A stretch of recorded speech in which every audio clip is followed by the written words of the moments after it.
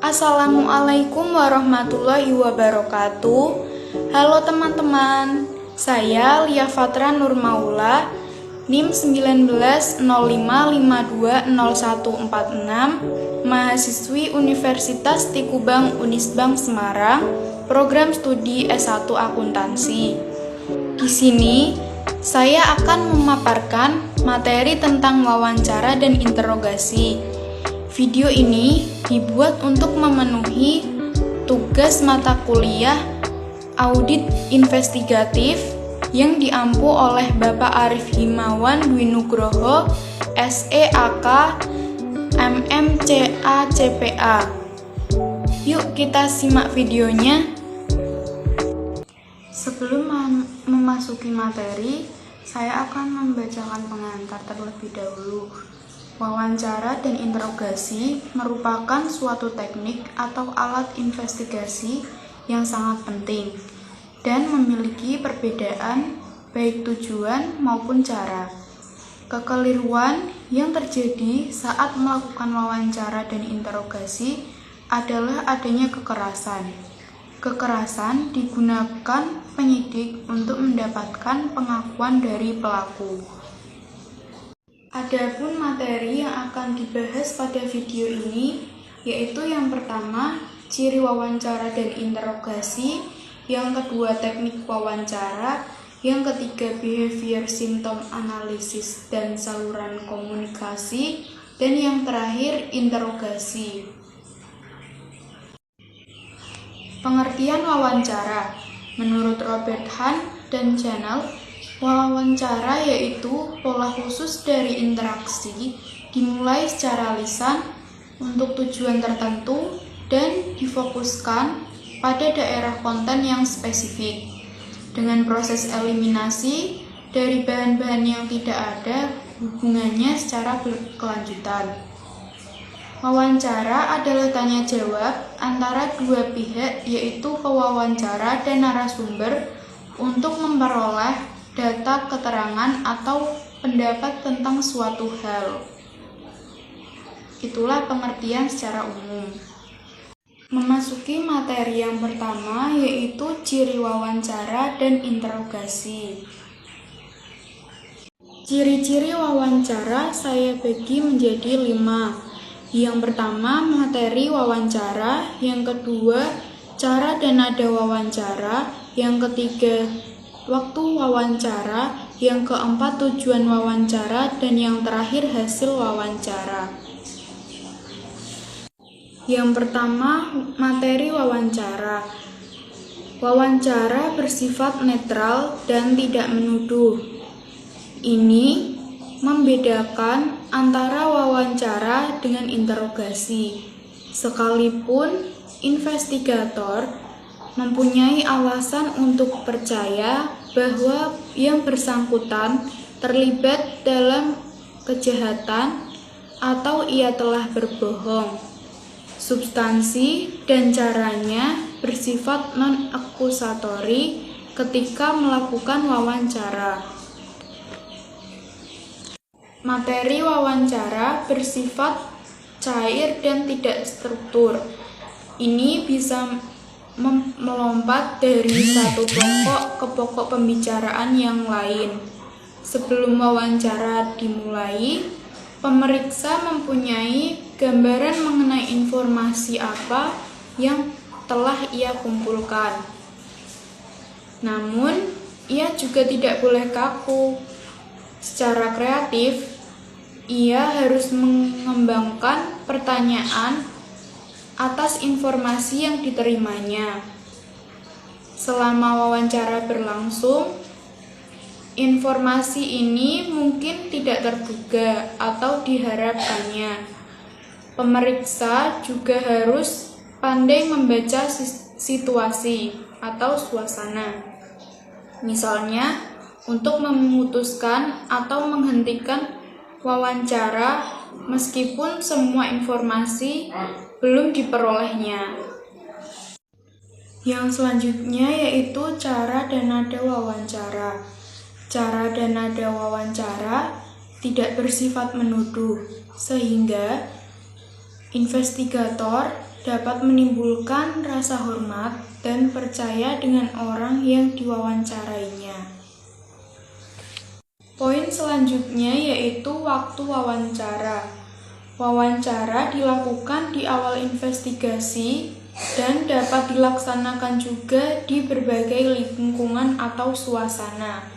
Maksudnya dilakukan di awal investigasi yaitu untuk tujuan mengumpulkan informasi. Tentunya semakin banyak yang diketahui pemeriksa sebelum wawancara dimulai, semakin baik.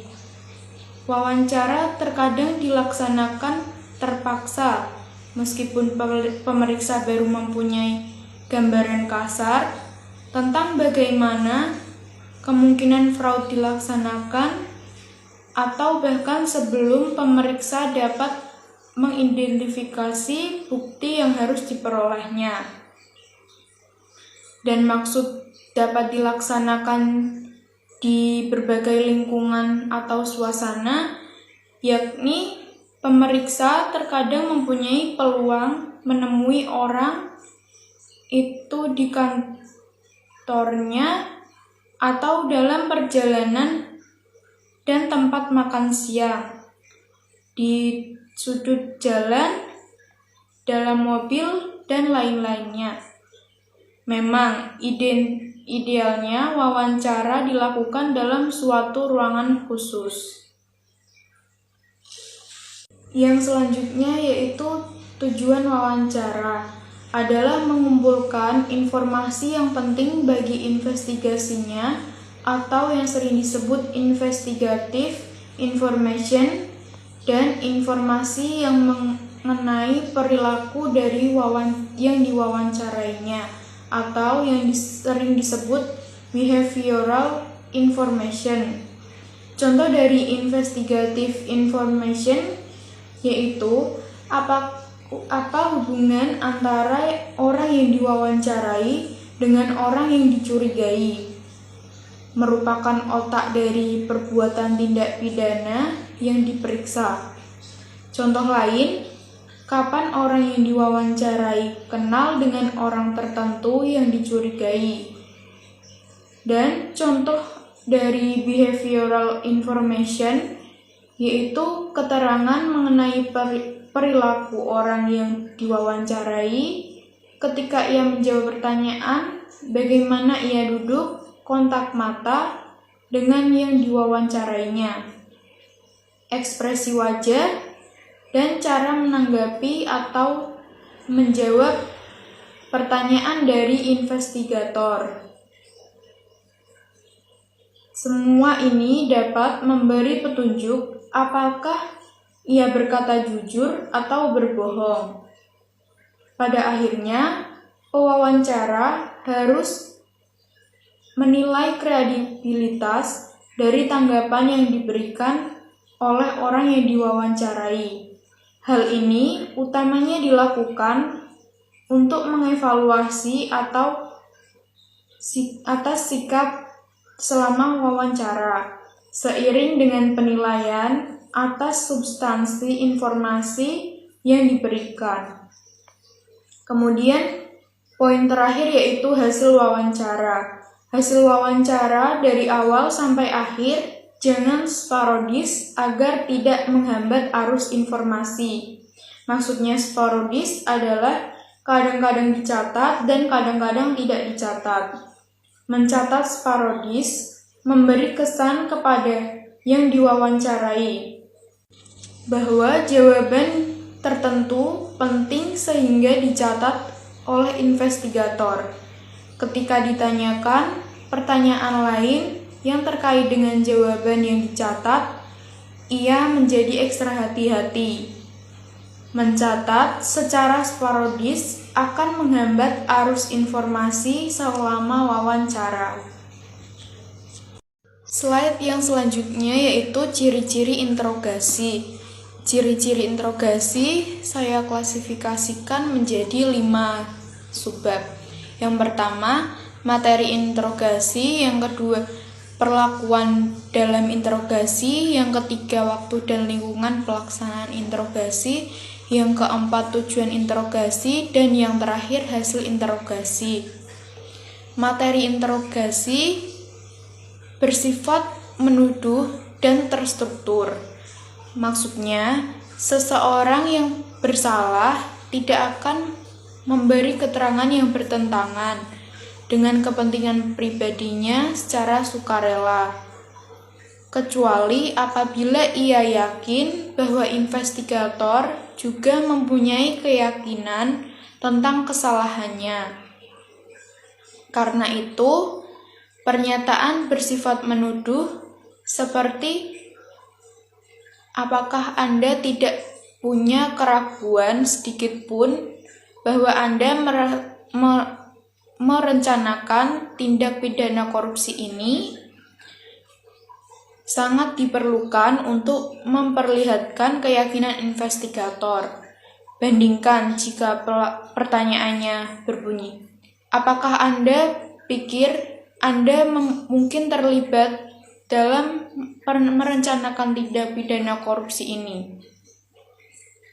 Dengan pernyataan terakhir ini, yang diinterogasi dengan cepat membaca bahwa akan ada ketidakpastian di benak si investigator mengenai keterlibatannya dalam merencanakan tindak pidana korupsi.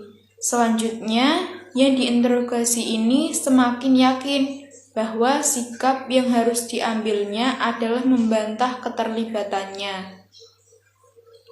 Yang selanjutnya yaitu perlakuan dalam interogasi.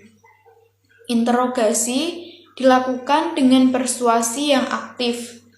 Maksudnya, interogasi dilakukan karena investigator percaya bahwa dalam wawancara sebelumnya, orang itu telah berbohong. Kalau interogasi dilakukan dengan cara bertanya dan terus bertanya, sangat tidak mungkin investigator akan melakukan keterangan yang berisi kebenaran. Untuk membujuknya, menceritakan kebenaran menggunakan taktik membuat pernyataan, bukan pertanyaan.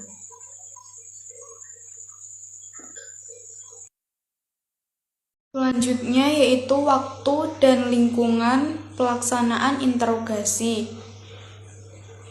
Interogasi dilakukan sesudah investigator memiliki keyakinan yang memadai mengenai salah seseorang. Investigator harus mempunyai alasan untuk percaya bahwa seseorang telah berbohong. Alasan ini mungkin berupa perilakunya selama wawancara, keterangan yang berubah-ubah sebagai tanggapan atas pertanyaan yang sama, adanya petunjuk bahwa ia berbohong, dan lain-lain. Interogasi tidak boleh dilakukan sebagai alat atau cara utama untuk menilai jalur tidaknya seseorang, jujur atau tidaknya seseorang. Penilaian ini seharusnya dapat dicapai dalam wawancara yang bersifat tidak menuduh. Selanjutnya dilakukan dalam lingkungan yang terkontrol dan terkendali, bukan di sembarang tempat. Maksudnya, taktik persuasi yang dilakukan seperti dijelaskan bahwa interogasi dilakukan dalam lingkungan yang terkontrol dan terkendali agar tidak terganggu oleh lalu lalang dan bebas dari halangan lain, misalnya kebisingan pada suara di tempat umum. Tujuan interogasi: mengetahui yang sebenarnya, artinya apa yang seharusnya terjadi, siapa yang sebenarnya melakukan, berapa jumlah atau nilai fraud yang sebenarnya, dan seterusnya, bukan untuk mendapatkan pengakuan bersalah dari yang diwawancarainya. Kemudian yang terakhir hasil interogasi. Hasil interogasi tidak boleh membuat catatan terlalu dini dari sebelum tertuduh menceritakan semuanya. Maksudnya, agar investigator berhati-hati untuk tidak beringsut dari posisi itu. Membuat catatan terlalu dini mengingatkan tertuduh bahwa keterangannya akan merugikan dirinya sendiri. Bahkan, para pakar menyarankan bahwa bukan saja catatan dibuat sesudah tertuduh sepenuhnya mengakui apa yang sebenarnya terjadi. Pengakuan itu juga harus disaksikan investigator lain.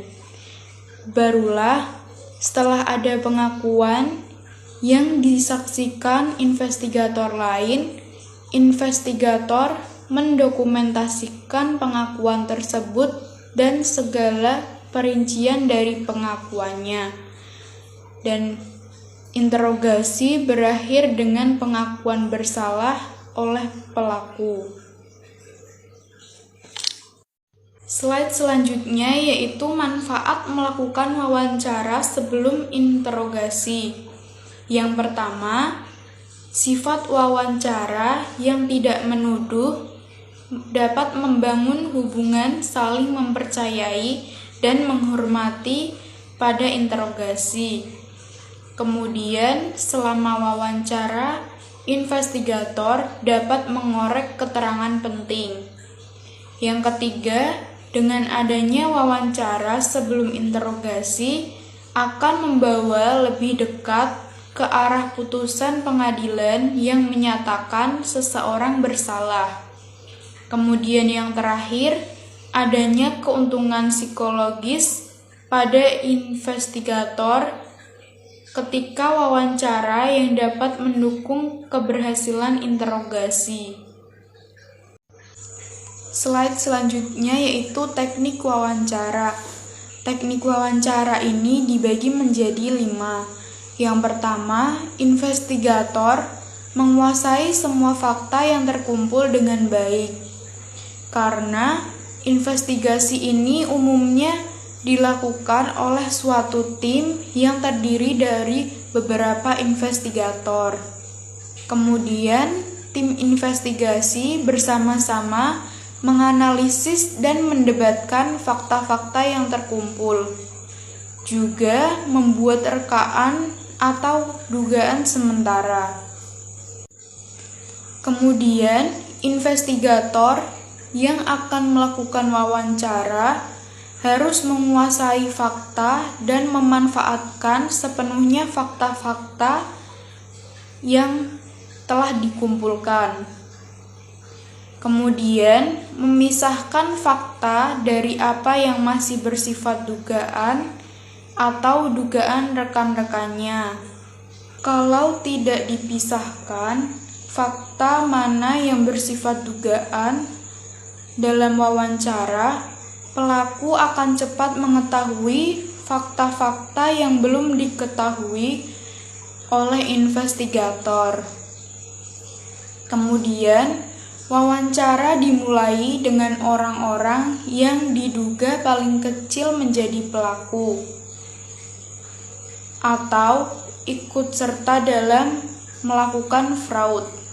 Dilanjutkan dengan orang-orang yang karena alasan pribadi ingin menjadi whistleblower.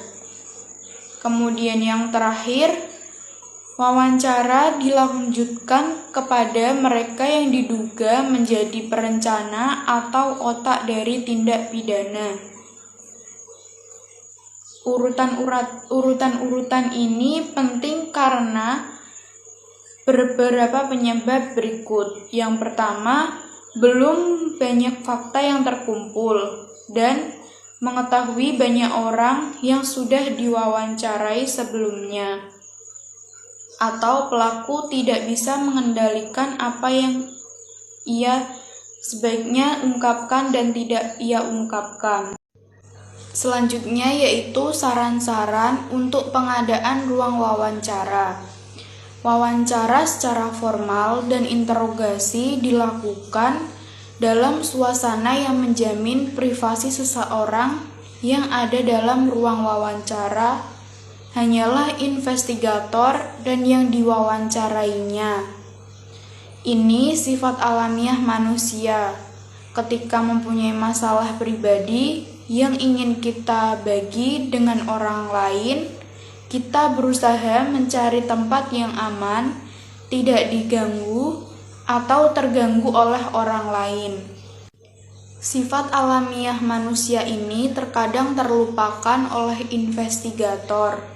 Sifat alamiah ini semakin menonjol apabila kita menduga seseorang melakukan suatu perbuatan pidana. Pertimbangan ini semakin mendorong perlunya ruang-ruang khusus untuk wawancara. Berikut saran-saran untuk pengadaan ruang wawancara. Saran yang pertama yaitu menciptakan suasana privasi. Ruang ini harus tenang, tidak diganggu suatu pembicaraan orang lain atau bentuk kebisingan lain seperti suara pemanggil mobil di lapangan, pengeras suara pintu tol, dan lain-lain. Dan tidak ada pemandangan orang berlalu lalang. Kemudian yang kedua, pintu ruang harusnya tidak terkunci dan tidak boleh ada penghalang apapun, sehingga orang yang diwawancarai dengan bebas meninggalkan tempat. Jangan memberi kesan bahwa ia berada di tempat tahanan. Yang bersangkutan bisa menuntut investigator yang tidak mempunyai wewenang atau alasan untuk menahannya. Kemudian yang ketiga, hilangkan segala sesuatu yang menyolok seperti lukisan, hiasan ruang, dan lain-lain. Ini akan mengganggu fokus orang yang diwawancarai. Saran yang keempat yaitu penerangan ruang harus cukup, tetapi tidak menyilaukan mata investigator maupun yang diwawancarai. Lampu yang menyorot ke muka investigator akan menghalangi pengamatan wajah dan perilaku orang yang diwawancarai. Kemudian poin kelima, meminimalkan kebisingan apapun. Jangan ada telepon dalam ruangan. Telepon seluler kedua belah pihak sebaiknya dimatikan atau dibuat tanpa nada panggil. Kemudian yang keenam, kursi antara investigator dan orang yang diwawancarai berjarak sekitar 1,5 meter dan keduanya bertatap muka secara langsung. Yang terakhir, denah ruang wawancara yang berbeda untuk keperluan yang berbeda. Slide selanjutnya yaitu denah ruang wawancara atau ruang interogasi, di mana diusulkan oleh Inbau et al. Denah ini berukuran 3 x 3 meter dan berisi 4 bagian. Yang pertama 19.1, ruangan berisi tersangka dan investigator. Kemudian 19.2 ditambah dengan cermin pengamat. 19.3 dengan orang ketiga dalam ruang wawancara. Dan yang terakhir ditambah dengan penerjemah atau interpreter apabila membutuhkan. Denah 19.1, untuk wawancara dengan tersangka yang tidak dikenakan tahanan, kursi tersangka ditempatkan dekat pintu atau dengan akses yang mudah ke pintu, seperti Denah 19.1. Kursi untuk kedua orang harus dengan sandaran tegak sehingga mereka tidak bersantai-santai. Posisi santai dari orang yang diwawancarai akan menghalangi pengamatan mengenai perilakunya selama wawancara. Investigator juga harus dalam posisi duduk yang memungkinkan ia alert, terbangun, dan siaga. Sedapat mungkin ketinggian mata kedua belah pihak adalah setara. Slide selanjutnya yaitu Denah 19.2. Ruang yang bersebelahan lebih kecil dari ruang wawancara dan berfungsi sebagai ruang pengamatan atau observation room. Di dinding ruang wawancara ditempatkan cermin satu arah. Orang yang duduk dalam ruang pengamatan dapat melihat ke dalam ruang wawancara, tetapi orang yang dalam ruang wawancara tidak dapat melihat ke dalam ruang pengamatan. Mikrofon tersembunyi dipasang dalam ruang wawancara sehingga pengamat di ruang sebelahnya dapat mengikuti percakapan sambil menyaksikan apa yang sedang berlangsung, seperti pada Denah 19.2. Kemudian Denah 19.3.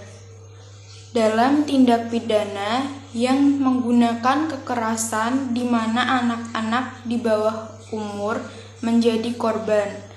Anak ini harus ditemani oleh orang tuanya atau orang lain. Hal ini hampir tidak pernah terjadi dalam kasus fraud.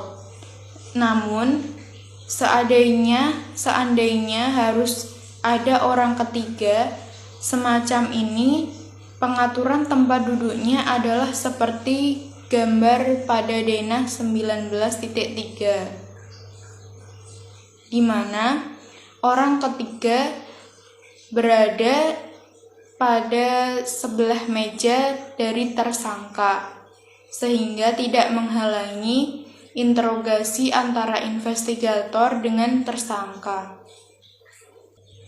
Denah yang terakhir yaitu Denah 19.4, di mana terdapat interpreter atau penerjemah. Orang yang diwawancarai atau pewawancara mungkin memerlukan penerjemah atau interpreter, semisal orang yang diwawancarai menggunakan sign language atau bahasa isyarat. Dalam hal ini, pengaturan tempat duduknya seperti yang digambarkan pada Denah 19.4, di mana interpreter atau penerjemah berada pada sebelah pintu dan di samping investigator. Dalam ruang pengamatan tadi, terdapat manfaat dari ruang wawancara tersebut, yaitu yang pertama, pengamat dapat menyaksikan sepenuhnya proses wawancara tanpa mengganggu privasi yang harus ada dalam ruang wawancara. Kemudian yang kedua, pengamat dapat mempelajari gejala perilaku si tersangka. Mengamati gejala perilaku ini sangat penting untuk menyiapkan pengamat yang nantinya akan melakukan interogasi. Hal ini akan dibahas pada slide selanjutnya. Kemudian yang ketiga, pengamat di ruang lain merupakan sanksi apabila pewawancara mendapat tuduhan adanya kekerasan atau pelecehan seksual. Juga saksi pria atau wanita sangat penting sebagai penangkal terhadap tuduhan penyiksaan, ancaman, atau bujukan terhadap orang yang diwawancarai. Poin keempat, yaitu apabila tersangka harus tinggal sendiri dalam ruang wawancara, pengamat di ruang sebelah dapat melihat kemungkinan melarikan diri atau menyerang pewawancara.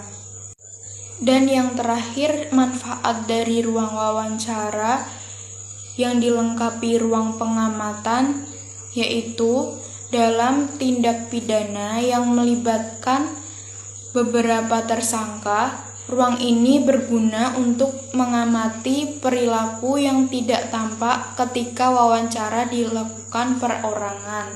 Apabila undang-undang memperkenankan rekaman gambar atau suara atas wawancara, maka rekaman ini yang pertama memungkinkan investigator melakukan pengamatan selama berlangsungnya wawancara dan juga sesudahnya.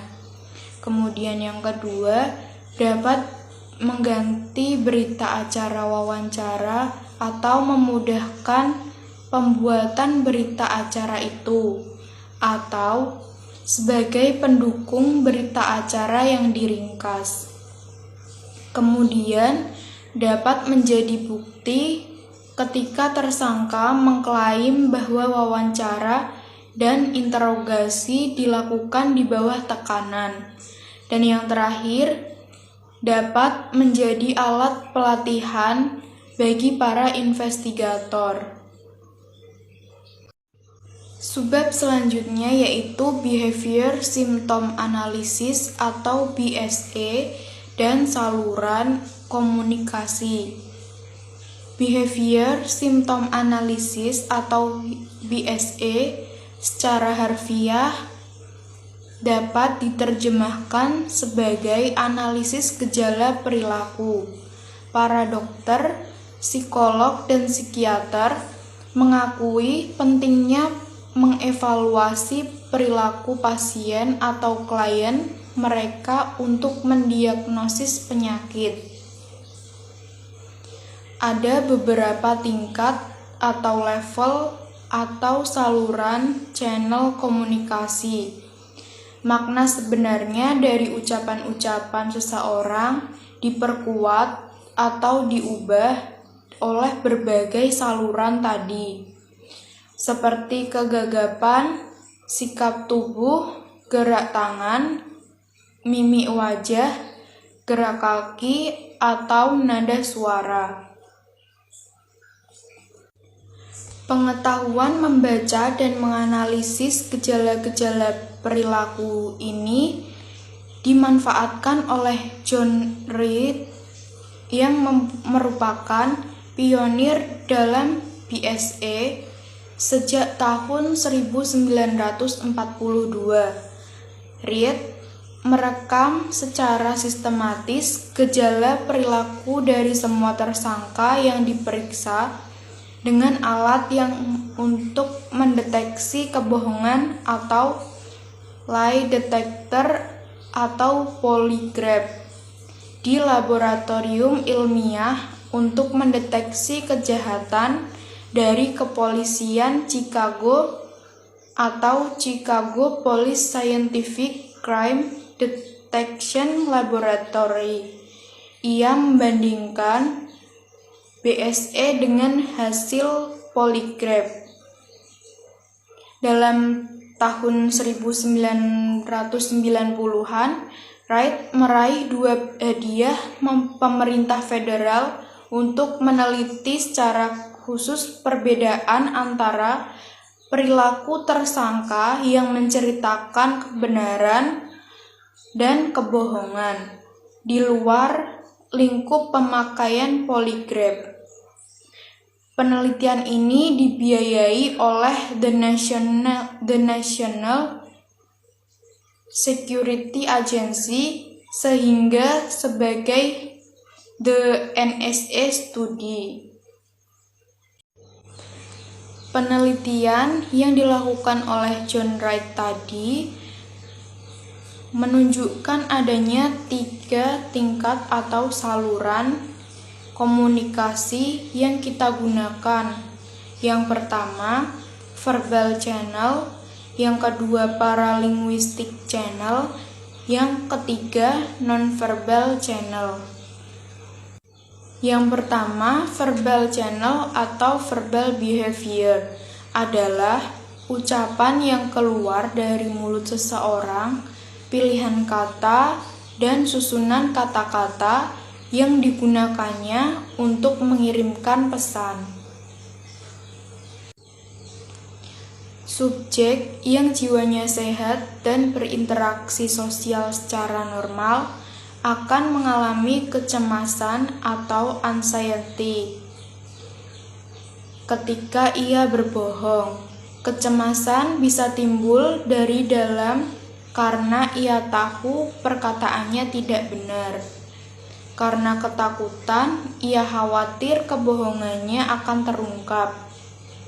Kebohongan sekecil apapun yang diucapkan menimbulkan kecemasan yang terbaca dari tanda-tanda perilaku paralinguistik atau telltale paralinguistic behavior, seperti ada periode hening sebelum ia menjawab, atau ada gerak tubuh tertentu, atau nonverbal behavior seperti tangan menyentuh muka. Paralinguistic behavior dan nonverbal behavior dapat membantu mengurangi kecemasan. Terdapat 4 pilihan dalam menjawab pertanyaan dan tingkat kecemasannya. Yang pertama, truth atau jujur, anxiety, non atau tidak ada. Opsi selanjutnya yaitu omission atau mengakui secara samar. Tingkat kecemasannya mulai ada tetapi masih rendah. Dan yang ketiga, evasion atau mengelak atau menghindar. Tingkat kecemasannya lebih tinggi dari omission. Dan yang terakhir, deception atau berbohong. Tingkat kecemasannya paling tinggi dari yang lainnya. Teknik kebohongan dalam verbal behavior. Yang pertama, lying referral atau berbohong dengan menunjuk pada sesuatu. Teknik kebohongan verbal behavior yang kedua yaitu qualified response atau pernyataan dengan menyalahkan ingatan. Kalau pertanyaannya berkenaan dengan suatu yang memang mengharuskan subjek mengingat masa lalu yang sudah lama atau mengenai peristiwa yang terjadi setiap harinya, maka penggunaan qualified response yang menyalahkan ingatan memang wajar. Namun, kalau pertanyaannya sangat spesifik, subjek tidak perlu menggunakan qualification atau imbuhan catatan terhadap jawaban yang jujur. Estimation process dapat digunakan oleh subjek yang berbohong dan yang jujur. Karena itu, investigator harus mengevaluasi secara cermat tanggapan subjek dalam konteks pertanyaannya. Kemudian, dua verbal behavior yang mencerminkan latihan yang diulang-ulang. Yang pertama, penggunaan non-contracted denial. Bentuk pertama disebut untuk pendek atau terpotong atau contracted. Yang kedua disebut non-contracted denial, digunakan oleh subjek yang berbohong dan menghafal jawabannya. Kemudian yang kedua, penggunaan Listing yaitu di mana subjek memuat daftar kemungkinan lengkap dengan penomoran. Paralinguistic behavior. Paralinguistic behavior memiliki ciri-ciri percakapan tertentu yang perlu diketahui investigator. Dalam paralinguistic behavior, di antaranya yang pertama, respon latensi atau masa periode keheningan. Yang kedua, early responses atau jawaban lebih awal. Yang ketiga, response length atau panjangnya jawaban. Yang keempat, response delivery atau penyampaian jawaban. Yang kelima, continuity of the response atau kelanjutan dari jawaban. Dan yang terakhir, erasure behavior atau perilaku penghapusan. Yang pertama, respon latensi atau masa atau periode keheningan.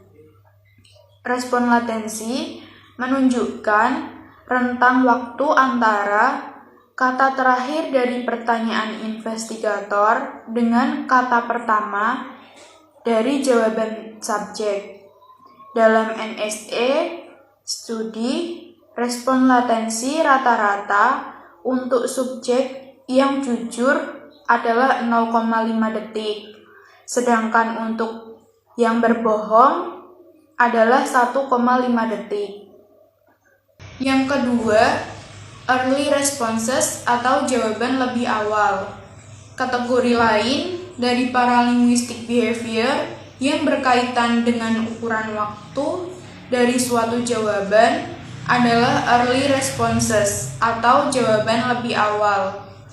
Umumnya, jawaban lebih awal merupakan reaksi dari subjek yang jujur dan terlalu gugup pada awal wawancara. Subjek yang jujur akan mengulangi jawaban yang lebih awal dari saat investigator menyelesaikan pertanyaannya. Itulah perbedaan early response yang diberikan subjek yang berbohong. Ketika memberikan early response, subjek yang berbohong tidak mengulangi jawaban itu saat investigator menyelesaikan pertanyaannya. Mengapa? Subjek yang berbohong sangat segan menjawab pertanyaan yang memojokkannya. Sekali memberikan jawaban yang terlalu awal, ia merasa sudah menjawab dan tidak perlu mengulangi jawabannya. Jawaban awalnya sebenarnya merupakan respon untuk membantah atau denial responses. Tanda-tanda berbohong sangat perlu diperhatikan ketika early responses terjadi pada pertengahan atau akhir wawancara. Pada saat-saat ini, kegugupan subjek jujur sudah mereda atau ia hanya gugup pada awal wawancara. Sebaliknya, subjek yang berbohong merasa semakin terpojok pada saat-saat akhir wawancara atau pertengahan wawancara. Ciri yang ketiga yaitu respon length atau panjangnya jawaban.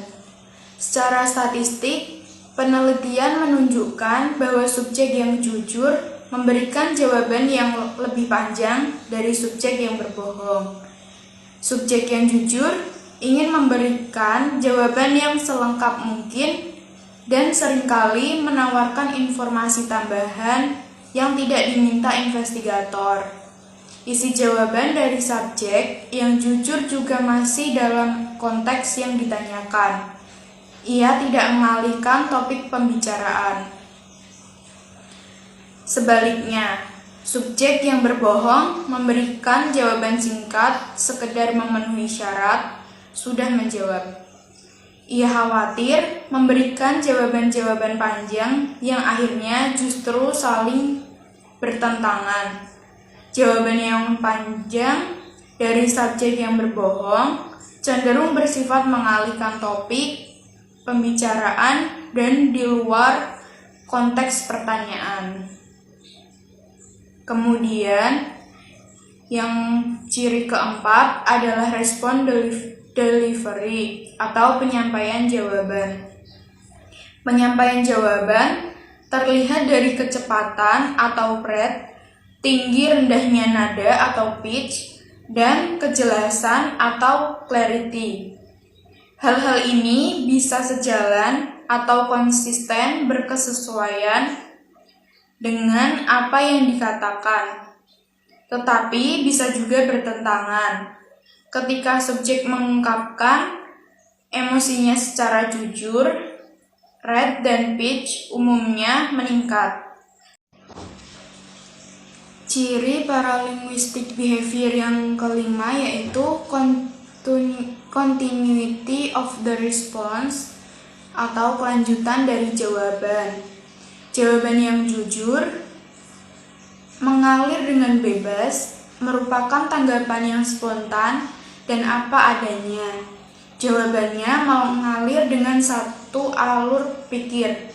Satu kalimat disusul dengan kalimat yang lain, sambung menyambung, dan tidak loncat-meloncat dari satu alur ke alur yang lain.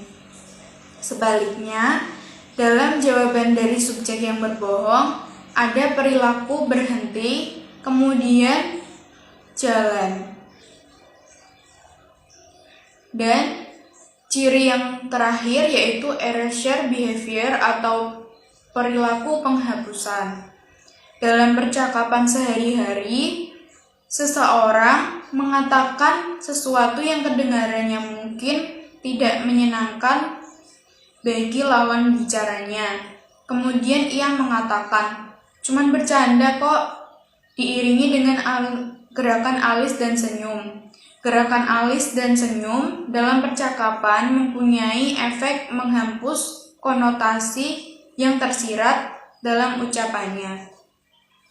Dalam komunikasi paralinguistic behavior, ada perilaku tertentu yang dampaknya seperti gerakan alis dan senyum, seperti tertawa, batuk-batuk kecil, atau mendehem setelah mengucapkan suatu tambahan. Yang ketiga, nonverbal behavior adalah sikap tubuh atau body gesture, gerak tangan, hand gesture, dan mimik wajah atau facial expression.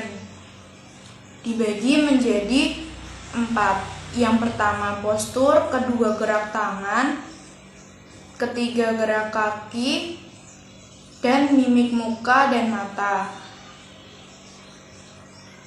Postur atau sikap ketika diwawancara mengungkapkan keterlibatan emosionalnya, rasa percaya diri dan minat. Subjek yang jujur mempertahankan keterlibatan emosional, minat, dan percaya diri yang tinggi dalam menyampaikan pernyataannya secara gerakan tubuh santai dan nyaman. Sedangkan subjek yang berbohong terlihat dari gerakan lamban, seakan tidak berjiwa, terjerembab dalam kursinya. Gerakan tangan atau gestur. Ada 3 jenis gerakan tangan. Yang pertama, tidak ada gerakan tangan sama sekali. Yang kedua, gerakan tangan menjauh dari badan. Dan yang terakhir, tangan mengarah bagian tubuh. Gerakan tangan ini disebut perilaku menyesuaikan atau adaptor behavior. Adaptor behavior dapat dibagi dalam kategori grooming gesture atau gerakan mempersolek, personal gesture atau gerak yang bersifat pribadi, dan protective gesture atau gerak melindungi atau supporting gesture atau gerak yang mendukung. Contoh dari grooming gesture adalah membetulkan letak rambut, menggosok-gosok atau mengebas-ebas baju atau celana seperti akan membuang kotoran, pasir atau debu, mengambil sesuatu dari lengan baju seolah-olah ada lalat mati atau kumbang yang bertengger, memeriksa kuku, merapikan dasi dan kaos kaki, dan lain-lain. Gerakan ini tidak mempunyai makna atau relevansi. Maknanya baru ada kalau dikaitkan dengan verbal response dengan apa yang diucapkannya. Selanjutnya, personal gesture. Disebut personal karena ini gerakan berkaitan dengan pemenuhan kebutuhan pribadi, seperti menggaruk tangan, daun telinga, lubang telinga, dan lain-lain. Namun, kali ini tidak ada rasa gatal. Orang yang menggosok-gosok tangan biasanya karena rasa dingin, tetapi ini tidak ada kebetulan akan hal itu. Dalam protective atau supporting gesture, tangan mengarah atau membuat kontak dengan muka. Misalnya, tangan diletakkan di pipi atau untuk mendukung menopang kepala. Gerakan ini mencerminkan keterlepasan emosional subjek dari apa yang sedang berlangsung.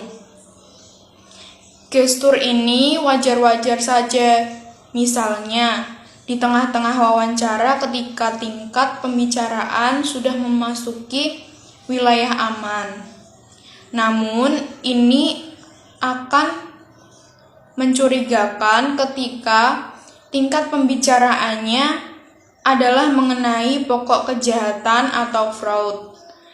Subjek yang berbohong menggunakan protective gesture seperti menutup mulut dan menjawab pertanyaan melalui celah-celah jari jemarinya. Ia seolah-olah percaya bahwa jari-jarinya dapat menyaring ucapan-ucapannya yang tidak benar. Subjek yang berbohong menghindarinya atau menghindari tatapan dari investigator. Ia berpura-pura atau menggosok matanya atau mengusap-usap alis matanya secara tidak sadar. Selanjutnya yaitu gerakan kaki. Adanya gerakan kaki secara mendadak saat proses wawancara dapat menjadi indikasi subjek yang sedang berbohong. Gerakan kaki juga bisa mengubah postur duduk si subjek dengan menampakkan kaki dan mendorong punggung ke sandaran kursi. Bisa juga disertai kursi berpijak pada dua kaki ke belakang. Ini adalah sikap yang menunjukkan subjek berbohong, sikap yang dilakukannya sesaat sebelum atau selama menjawab suatu pertanyaan dari investigator. Selanjutnya, mimik muka dan kontak mata. Berbagai ekspresi atau mimik muka yang berubah dapat menjadi indikasi subjek berbohong dan begitupun sebaliknya. Kemudian, adanya kontak mata secara timbal balik menandakan keterbukaan, jujur apa adanya, dan jujur apabila subjek berbohong maka akan tidak berani menatap mata investigator. Kontak mata antara subjek dan investigator merupakan salah satu perilaku nonverbal yang sangat penting untuk dievaluasi. Dalam budaya Barat, kontak mata secara timbal balik menandakan keterbukaan. Subjek yang berbohong tidak berani atau enggan menatap mata investigator. Ia akan menundukkan kepala, melihat lantai, mengalihkan matanya ke samping atau ke langit-langit ruangan. Subjek yang berkurang kecemasannya jika tidak memandang investigator. Subjek bahkan menantang investigator seperti menatap mata. Manusia bermasyarakat mempunyai ukuran tatapan mata lama atau sekilas. Subjek yang jujur tidak khawatir memandang investigator, seperti anak-anak manis di taman kanak-kanak ketika menyimak pelajaran gurunya polos sekali, memandang mata gurunya tanpa rasa khawatir dan mata berseri-seri, seperti spontan ketika guru mengatakan sesuatu yang menyenangkan. Bandingkan dengan kontak mata siswa SMA yang ketahuan sedang mencontek. Terdapat 5 pedoman yang harus diperhatikan ketika menilai kontak mata untuk menentukan apakah objek berbohong atau jujur. Yang pertama, subjek yang tidak melakukan kontak mata dengan investigator sedang merahasiakan sesuatu, akan tetapi perlu mempertimbangkan beberapa hal seperti kerusakan mata, rasa rendah diri, dan gangguan emosi. Kemudian yang kedua, investigator tidak boleh menentang subjek untuk melakukan kontak mata. Subjek yang berbohong akan menerima tantangan ini. Tantangan ini justru menghapuskan peluang untuk mengamati perilaku nonverbal yang sangat penting. Yang ketiga, investigator perlu mengamati subjek dengan kontak mata secara casual. Kontak mata secara casual yang sesekali dibarengi tatapan tajam sudah cukup untuk menarik kesimpulan apakah subjek menghindari tatapan mata. Ini juga menghilangkan kecurigaan subjek bahwa perilakunya sedang diamati. Kemudian, yang keempat, subjek dan investigator tidak boleh memakai kacamata hitam. Kacamata hitam dapat menyembunyikan kontak mata, sehingga investigator tidak dapat menilai perilaku ini. Juga sebaliknya, investigator tidak boleh memakai kacamata hitam karena subjek seharusnya boleh mengamati sikap jujur atau minatnya terhadap pembicara melalui kontak mata. Hal ini menjadi lebih penting saat melakukan interogasi. Dan yang terakhir, selaku investigator, jangan mengharapkan subjek terus menatapnya. Begitulah 5 pedoman yang harus diperhatikan ketika menilai kontak mata. Subbab selanjutnya yaitu interogasi. Sebelum melakukan interogasi, investigator sudah mengetahui secara mendalam semua investigative information yang relevan tentang kejahatan tersebut, termasuk informasi dari saksi-saksi, informasi mengenai bagaimana kejahatan dan tersangkanya terungkap, informasi latar belakang mengenai tersangka yang akan diinterogasi dan tersangka lainnya. Investigator bisa berhadapan dengan tersangka yang emosional dan non-emosional. Sebelum melanjutkan pembahasan berikut, pembaca sebaiknya sudah memahami uraian mengenai behavior symptom analysis. Subjek yang emosional akan mengalami perasaan bersalah dengan penyesuaian yang mendalam atau remorse. Yang kedua, ketenangan batin yang sangat terganggu atau mental anguish. Kemudian hati yang sangat terusik atau trouble conscience. Dalam bidang interogasi, yaitu John Elliot memperkenalkan 9 langkah interogasi yang dikenal sebagai the Red 9 Steps of Interrogation. Langkah-langkah tersebut yaitu yang pertama, langkah direct positive confrontation, yang kedua langkah interrogation time, yang ketiga langkah handling denials, yang keempat langkah overcoming objection, Yang kelima, langkah keeping the suspect attention. Yang keenam, langkah handling the suspect passive mood. Yang ketujuh, langkah presenting the alternative question. Yang kedelapan, langkah bringing the suspect into the conversation. Dan yang terakhir, langkah the written confession. Penutupan pembahasan mengenai interogasi ada 4. Yang pertama, tujuan interogasi bukanlah mendapatkan pengakuan bersalah, tetapi interogasi bertujuan untuk mencari kebenaran.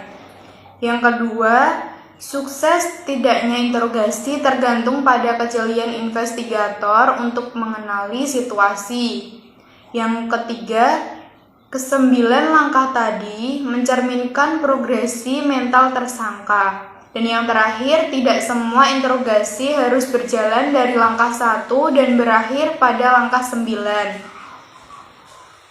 Tersangka mungkin masuk secara verbal ke langkah 4 sejak dini, dan investigator dapat memasuki langkah 6 dengan cepat. Demikian video pembelajaran dengan materi wawancara dan interogasi yang dapat saya sampaikan. Sebelum saya akhiri, ada satu hadis, yaitu hadis riwayat Muslim nomor 1631, yang artinya, jika seorang muslim mati, maka terputuslah darinya semua amalannya kecuali 3 perkara. Dari sedekah jariyah, atau ilmu yang diambil manfaatnya, atau anak soleh yang mendoakannya. Semoga dari video tadi dapat bermanfaat bagi kita semua. Dan sebelum saya akhiri, apabila ada kekurangan dan kehilafan, saya mohon untuk dimaafkan. Wabillahi taufik wal hidayah. Wassalamualaikum warahmatullahi wabarakatuh. Jangan lupa like, komen, dan share apabila video ini bermanfaat. Terima kasih.